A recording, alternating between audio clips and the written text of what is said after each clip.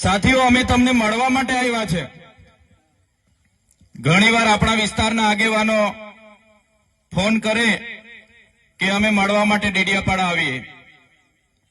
ઘણીવાર કે અમારી આ રજૂઆતો છે, ત્યારે આજે નવા વર્ષના પહેલા દિવસે તમને બધાને મળીને પ્રકૃતિને પ્રાર્થના કરીએ છીએ કે આવનારું નવું વર્ષ સૌ માટે સુખ, શાંતિ, સમૃદ્ધિ સાથે સ્વચ્છ નિરોગી સૌને સ્વસ્થ નિરોગી આયુષ્ય પ્રદાન કરે એવી પ્રાર્થના કરીએ છીએ।